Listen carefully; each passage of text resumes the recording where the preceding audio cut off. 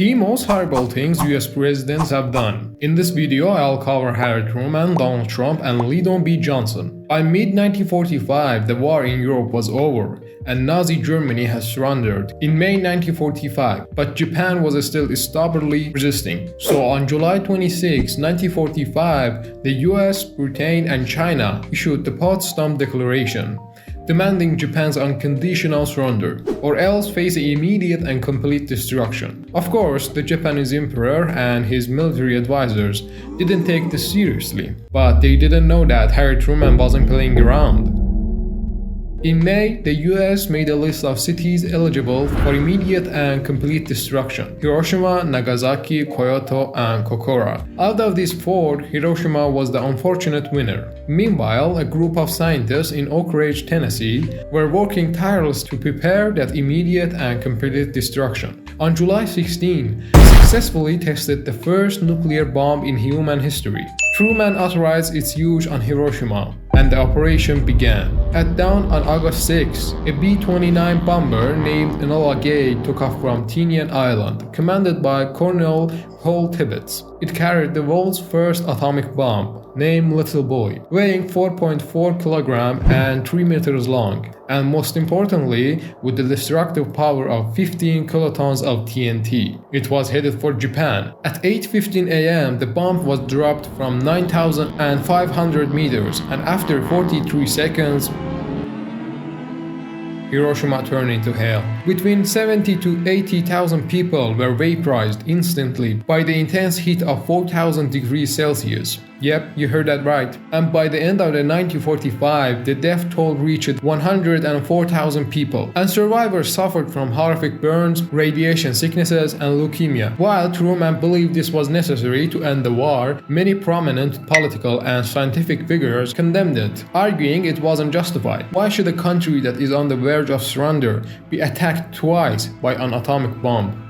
I don't know. The next one might get me cancelled, but fuck it. Around 2015, Iran was expanding its influence in the Middle East with the help of its proxy forces. Meanwhile, on July 14, 2015, Iran, the EU, and the P5+1 reached a deal, the JCPOA.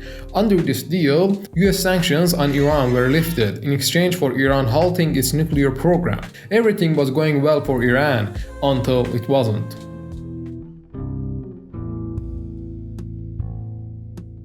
In May 2018, this guy, Donald Trump, pulled out of the deal, and that's when shit gets hard for Iran, especially for Iranian people. Iran's biggest source of income, oil exports, was sanctioned. Iran went from selling 2.5 million barrels per day to just 800,000. Severe banking and financial restrictions were imposed, effectively cutting Iran off from global trade, except for China, which took advantage from the situation by buying Iranian products at below market prices, and even that was limited. And guess who suffered the most from these sanctions? Yep, you guessed it, the ordinary people. Skyrocketing inflation made the rich richer and the poor poorer. The value of Iran's currency plummeted, and importing essential goods become nearly impossible. Foreign companies cut off their all ties with Iran due to the fear of US sanctions. Even if a company was willing to risk it, Iran had no way to transfer payments because international banks refused to handle Iranian transactions.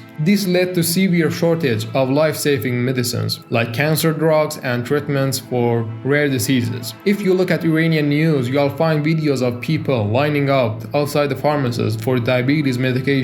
Even US officials admitted that the sanctions on Iran were unprecedented in scope. Honestly, I don't know if Trump's actions were necessary or not. All I know is that many people have suffered because of the sanctions. 3. The biggest victims of the Cold War weren't the US or Soviet Union. It was the countries that became their battlegrounds. One of these countries was Vietnam, which was caught in the crossfire of these two ideologies for years. Here's the story. On August 2nd, 1964, North Vietnam attacked the USS Maddox in Gulf of Tonkin. Johnson was looking for an excuse to escalate US involvement in Vietnam, and the Vietnamese given one. On August 7, Congress passed the Gulf of Tonkin resolution, giving the president broad powers to use military forces without officially declaring a war. So, on March 8, 1965, Johnson sent the first US ground troops, about 3,500 Marines, to South Vietnam. He kept sending more, and by end of the 1965, there were 180,000 US troops in Vietnam, and by the end of the 1968,